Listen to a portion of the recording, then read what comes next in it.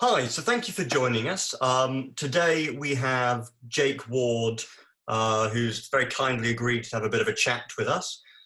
Jake has a background in agency and TV, and he's spent the last 8 years working for Groovy Gecko. Groovy Gecko are a company that specialise in live streaming, and I've seen some of the stuff they do. It is absolutely incredible and creative, and you should definitely check them out. He's been live streaming, I think you said it was 24 years, Jake. Yes, 24 years ago, it all So started with a small audio stream off live TV. And for those older viewers of this, they might remember a technology called Real Player, which came out of a guy who left Microsoft, deciding that audio on the then early internet was the future. How far we've come in 24 years, eh? I was going to say he was right. Oh yeah, absolutely. Within 2 years they had video working, and it may have been on dial-up modems and the size of a postage stamp. I'm kind of intrigued to know because I hadn't twigged. Obviously, it's a very sort of recent phenomenon that people have got very excited about it again. Mm. But it's kind of always been there for a very long time. Yeah, it's actually been there for a vast amount of time. Almost as long as the internet itself. Within probably 18 months of the internet really beginning to break out into universities and begin to be accessible, there were tools where you could stream, first audio clips and then live audio. And it's always been in the background of kind of corporate comms and the way people deal with communicating within organizations where there's big networks and bandwidth.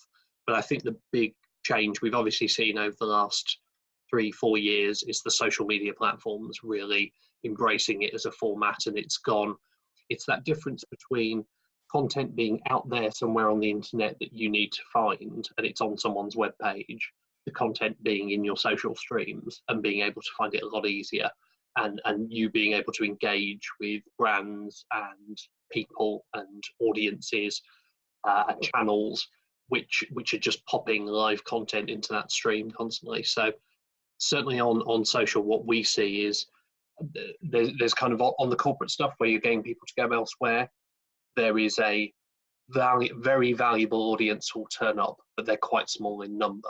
On social, the audience is a lot bigger, but they're not potentially as valuable because some of those people will watch 2 seconds of your content and bounce away again.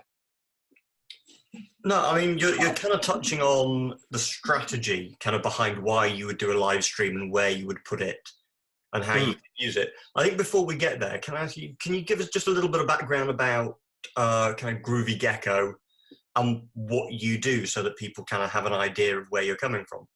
Yeah, absolutely. So Groovy's been around scarily 20 years this year as a proper company that does online video. So that shows how old this tech is. And we mainly do 3 things. We do corporate streaming, so the kind of what people think of as our webcast. We develop big video platforms for large organisations. That might be brands like Next, or it's things like the UK Parliament and Scottish Parliament. And the third element is lots of live, and live particularly on social. And that's not just Facebook and Twitter these days. That's things like Mixer and Twitch, which are very game orientated. YouTube, we've got new platforms coming up like Instagram, which is still relatively new in the live space. We've got TikTok, which at the moment is still kind of on demand, but I'm sure will grow some live capacity in the coming years. So it's really about doing the tech part of delivering that content. So it's not necessarily that we're great advertising agency style creatives. We're creative technologists. So we generate and create tools that enable very clever creatives to do amazing things with them. So we're very much about removing the risk from delivery and kind of giving people cool tools to play with, for want of a better phrase. What are the considerations that they need to have as to whether this is there's stuff there that could go live or that could be valuable to them if it was live? Yeah, I think it's always a question of understanding what your audience wants to see and understand what your audience are interested in. People quite often ask the question about which platform should this be on, and the common question I ask back is, where is your audience? Are they on Insta, or are they on Twitter, or are they on Facebook? There's really interesting things like with Twitter. If companies use it as a customer helpline, so it's a series of complaints, and then suddenly start pushing live video, see our whizzy new product, all they get is more complaints. If they use it as a news channel, that's because people have engaged with it in a news channel. They go, oh, this is really interesting. And so it's about matching the live to the right channel. But I think it's always about that value proposition is, why would I watch it? And the trap sometimes brands fall into is they go, oh, I don't know, because it's not for me. And which is great, but you then need to understand what the people who potentially will watch it need to see. Is that it's not just about putting the stream up, it's everything around. You have to tell people that you have content, that you're doing something, or that you've put content up. Otherwise, no one's ever going to watch it. The amount of people I've seen just throw things on YouTube, put a link on their website and leave it alone. Yeah, and I think there's also an interesting interplay between the different things you do, and the different platforms. I've done very successful campaigns where we might be doing something over an extended period of time, and you might have you might have a on-demand video going up every week on Facebook, every day on Facebook, and then the 7th day of the week you go and do a live, and the live, then people come in for the live and they're encouraged to watch the other 6 videos or the next video, on-demand video that comes out, but they're also encouraged by the on-demand videos to watch the live. So it's a beautiful virtuous circle where actually the mass of content being shared by different people, because you're targeting different areas of the demographic potentially with the content, drives everybody towards a central location to engage in a more interesting way. And I think that's the key, because I have this expression I use, a critical mass of content. If you create one piece of content, it's not going to get there. But the more content you have, the more they start feeding into each other, especially when you start involving other people in the creation and the distribution of that content. But I really just want to kind of drill down to sort of really basic terms, what people who are interested in live streaming can do to get started. Yes, absolutely. So I think we're me and Groovy Gecko are really big fans of piloting and experimentation. I don't think, particularly if you're a smaller company, you don't know what your audience wants to participate in. I've given you some guidance, but I think experimentation is really key. So doing small, simple things and reviewing the data, and as you said earlier, using that data as a good source to spin off from that. You can do a Facebook Live from your phone. You can do something really simple, like a simple Q&A with you on your phone. Mount your phone on a tripod. Make sure you're staying in one place with great Wi-Fi, and use a decent audio feed. And actually, you can produce something quite reasonable. If you're doing a simple Q&A, that's absolutely fine to your smallish audience, but it'll tell you what they like, and it'll tell you whether there's value there, and whether simple things like, will people ask questions while I'm live, or actually, do I want to ask people for questions a week in advance? I've got a great big wodge of hugely interesting questions that I can run through for 20 minutes. Almost every platform has a live option. How do people know which is the right platform for them to use? I think that goes back to audience, and I think there's a lot of people looking at Insta Live at the moment as well, because that's kind of suddenly come on the scene, and people who have younger audiences are looking at their Instagram following and go, actually, it's smaller than my Facebook following perhaps, but is it more valuable? I think it's about finding where that audience is. It's also really important to look at where they are and when they're there. That you don't want to be broadcasting on Insta at 9 o'clock in the morning if actually your stats on Insta are minuscule at 9 o'clock in the morning, but everyone's there at 9 o'clock at night. You have to be flexible with your audience. So, you touched on it a little there. One of the discussions I often have is what metrics to use to identify the success of a video or project that you've worked on. Because especially with video, people tend to look at views, and that's it, and that's where they judge the success. But obviously, it's not only not the only metric you've got, the only analytic you can use, it's possibly one of sort of the lowest indicators of actually how well something's done. it's a pretty blunt instrument, I think, views. I think there's some subtlety in the way you look at views, actually. I think views as a massive number, that's great. But if you're doing live, unless you're doing a very high-tech solution, you won't have subtitles. So on something like Facebook, look at how many of those people listened with the sound on. That's probably a good first indicator. How many have bothered not just looking at the pretty pictures, but switching on and engaging in some way? Average viewing times are important, I think, as well. On something like YouTube, 30 seconds is a view. On Facebook, it's 3 to 10 seconds. So that's quite a difference. 10 views on Facebook can be the same as 1 view on YouTube. So you've got to understand those metrics as well. But I think checking for sound on, checking for the actual length of engagement, because you might find that no matter what you do, people only engage for 4.5, 5 minutes on average. And if you do a 7-minute piece, it's 4.5 minutes. And if you do a half-hour piece, it's 4.5 minutes. So that would suggest you should keep a 7-minute piece and cram that full of content. Streaming has taken leaps and bounds recently. Where's it going? What's coming up? That's a really interesting one. So we have people, things like TikTok, which are another video platform gaining momentum. It's kind of short form, on demand stuff. Whether that'll evolve in something live, I'm not quite sure. But there's always new entrants into the market. I think what's interesting for me is things like Facebook Watch, which for those of you out there who are watching don't know, is more like a kind of Netflix style offering from Facebook. So that's launched in the UK now. It's launched in every territory worldwide. People who produce video content anyway now appear on the Watch tab. So I think it's if you have more than 30,000 3-minute views of your video content over the course of 2 months, you can come on to Watch.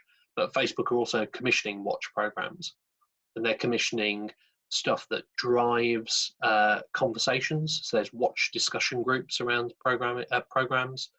You can actually have a watch party, so you can find a program you like, hit watch party, call your mates and say, and it literally pulls all your mates in, notifies them, I'm now watching this program, watch along with me, and you can chat back and forth. So it's kind of all being on the same couch, even though you're potentially scattered around the world. And the watch thing is really interesting. There's game shows. There's a new game show tool from Facebook, which they've just launched over here with a show called Confetti UK. Global Radio has just launched a game show based on the Heart FM channel in London. And so for me, it's really interesting. It's all about these kind of interactive experiments and driving stuff forward. And I think, everyone's looked at Netflix and said there is a model there to grab eyeballs. And it may be kind of people cutting the cord and less live TV going on and people using iPlayer and everything else. But it's now becoming more of a battle of where will those people watch that on. Netflix has a big head start, but they're looking at interactivity with things like Bandersnatch. Facebook's looking at interactivity. They're looking at a lot of tools that add that element natively into the platform. Launching their own game show tool is pretty brave, and that will evolve over the next year. And I think for me, it's about this kind of thing of it's driving the interactivity. The trick is always with interactivity, is at the core, it still needs to be a great bit of content that if I don't want to interact and I just want to sit there and it's almost moving wallpaper or I'm vegging out, I don't want to have to go make that decision every 45 seconds. What I want to do is see a great bit of content that'll either make decisions for me or with things like game shows, is an amazing game show that has an interactive layer spread over the top. And I think that will be the balancing act, that will be the challenge in the next few years, is kind of how do you make a great bit of content, and then for the 15, 30, 45% of people who want to play along or interact, it's an even better bit of content. You don't remove that sit back experience. I think that's where interactive TV in all its various forms, red button or otherwise, has kind of fallen down over the years. It's kind of like, I need to constantly input stuff, and actually I want to watch a program. I think that's very true, because whenever new technology comes out or is developed, often it gets overused, and then people tire of it, and then it's sort of thought of negatively. whereas actually it's always about finding, not just using it for the sake of it, but finding the right way to use it so that it enhances the content rather than detracts from it. Yeah, and I always think you'll get these wacky outliers that will work, but they probably only work in that one-off. And actually, what works best is some stability in the centre with a little bit of interactivity, but not massively over-egging the pudding. I think we're running out of time a little, but there is one question that cropped up, which I think is quite interesting and would be worth getting an answer to, which is if people are live, people make mistakes. If you're interacting, someone might swear if it's not meant, if you don't want swearing. All of these things might happen. How can you deal with that if you're live, especially using some of the tools that people might be using? Yeah, so I think this is a really difficult one, and working with some of the brands I do, it's always a concern. I think to a certain degree, there is an acceptance that you are live and some things occasionally go wrong and things happen. I think one of the things that we do sometimes is introduce a bit of delay. So difficult when you're using basic tech like a phone, but if you're shooting on a camera, you can introduce a little bit of delay to that. And as we see on things like Big Brother, you can have a bit of ambient sound you go to. One of the things that we find really effective, just to actually focus the mind for people, regardless of their a huge international brand or a tiny little charity in the UK, is have that discussion when you begin to talk about the live. Begin to list all those things that could go wrong and actually put against them that level of risk. If someone swears, how disastrous is that for our brand compared to if our prototype blows up that we're showing on the screen, or if someone trips up, or, and look at all those and work out a mitigating circumstance for each of them. And that can be sometimes simply with a really simple production is you have a slate that comes up, a graphic that comes up that explains you've got technical difficulties and actually you're just fixing something or you're just doing that person. But I think delay, some delay and kind of technical graphics always help, but it's actually about planning. We work in a very risk-averse way, so I tend to talk about the very scariest stuff that could possibly happen on a live with clients, because then when nothing happens or something very minor happens, they go, "Oh, we covered that off, didn't we? That was all absolutely fine." But it is about that forethought going in and accepting the audience understand it's alive. I've done lives where people have actually only begun to realise it. I've gone, "Oh, this is actually live," when something has happened. I did about 3 years ago a Facebook Live with Noel Gallagher, who tried incredibly hard, was incredibly stiff during the first 3 minutes of this live Q&A with the crowd, with Facebook Live users, and he accidentally swore, and as you expect Noel Gallagher to do, and he said, "Oh, I'm really sorry," and the presenter went, "No, it's okay. It's not like TV," and kind of the audience expect that, and he immediately went, "Oh, that's much better," relaxed, barely swore again, but just the thought in his mind that he couldn't swear was worse than him actually swearing twice in the broadcast. And so it's a balance. People understand it's alive. People have certain expectations. Actually, that story echoes what you said earlier, because the thought that occurred is, there's this idea of paralysis by analysis. Yes. People who are, I can imagine, sitting there and they're going and they're listing all of the things that can go wrong. Absolutely, they need to, work out what the likelihood of things going wrong is. But they also, I think, need to weigh up the value that something goes wrong versus what if they didn't do the stream? What if they didn't go ahead with the content? What's the value of that content to them compared to actually the risk that something might happen? Yeah, and we all know some of the best comms and the best PR happen when things go wrong. When brands react well to something going badly, that can be a massive asset to them. So there is also that. It's kind of, if you've got a presenter, if you're presenting something and someone swears, you can always apologise on air. To be honest, that happens on daytime TV probably once a month where someone lets a word slip. So the audience has an empathy that this is live. They understand that. So therefore you can incorporate that into the way you deal with it.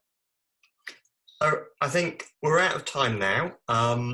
But I'd obviously just like to ask if there's anything you want to leave people with, any recommendations, any sort of final thoughts.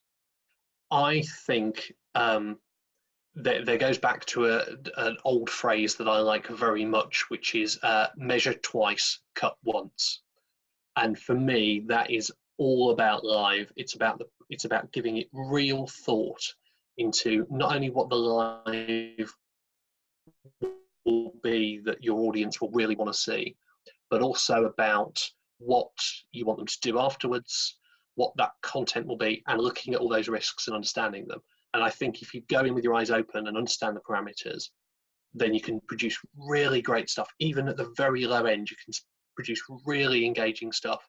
And the key for me on that is, if you're just starting, if you don't know what to do, experiment. Come up with a few ideas, plan them out, and then take that data and iterate on those ideas. Because I think the best evidence for what works is what your audience is willing to watch.